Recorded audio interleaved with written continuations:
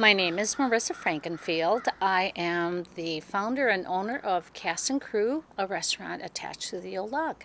My husband and I, in 2013, looked at the old log and we saw such potential, and especially the restaurant side.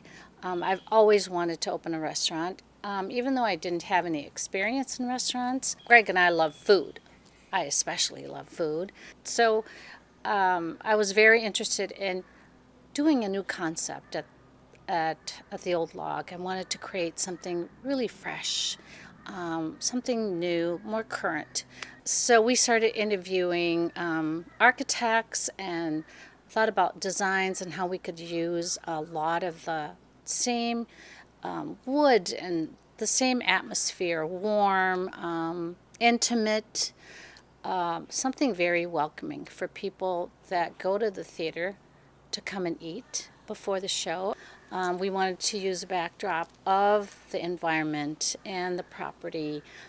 We just thought it was a lovely piece of property. So one of the concepts I had was fresh farm to table kind of concept, and use everything on the property to enhance the restaurant. The maple trees, we decided I want to tap the maple trees. And so we made maple syrup. And my chefs that we hired included that with our menu during the winter, spring season.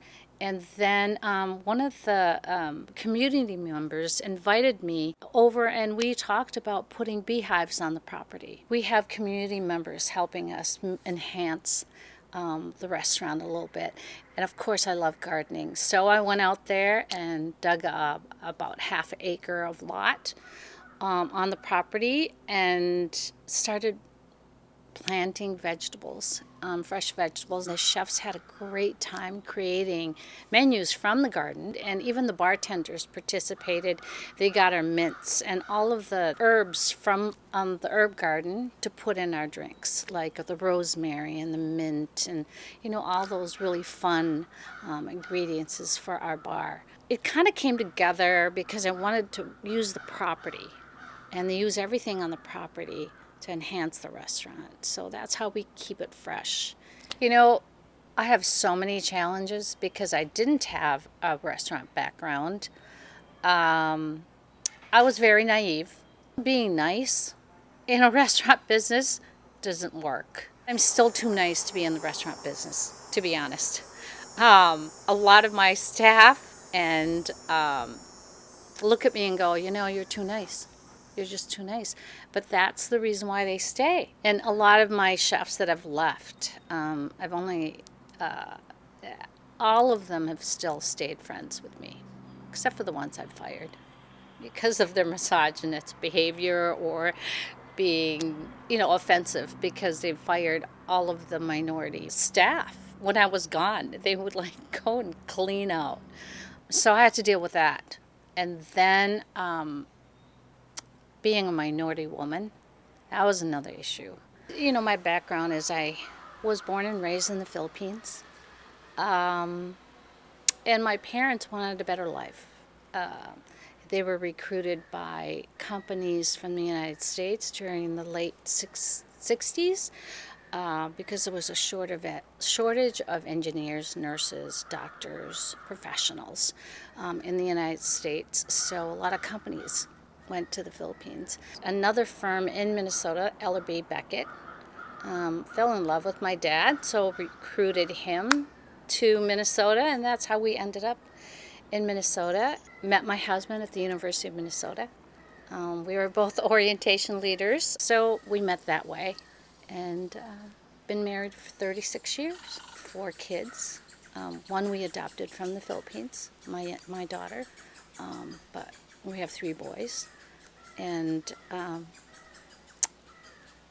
so it's unusual for here in Minnesota because my husband and I'm Filipina and he's German.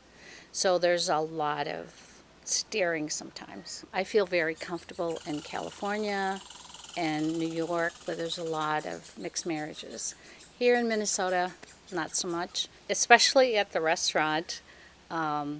People at the box office will say, oh, the owner's over there at the restaurant seating people right at the host stand, and a lot of people will argue with our staff members and go, no, that's not his wife, because she can't be married to him. But I do get a little bit of a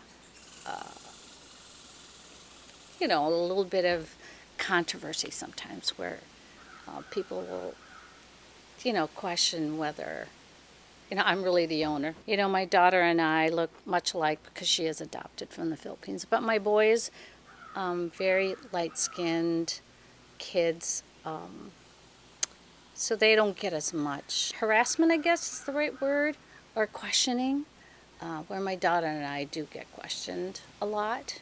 And especially during this time, during COVID, my daughter and I are very careful when we walk around, just in the neighborhood, because we never know if someone's going to start accusing us of bringing, COVID here in the U.S. But we both are aware that we're looked at as Asian, Chinese, so you'll get stared at a couple times, or people will move away from you, or when I'm in New York, same thing. You're really cautious, because a lot of Filipina nurses and different Asian groups get attacked just because of the way they look.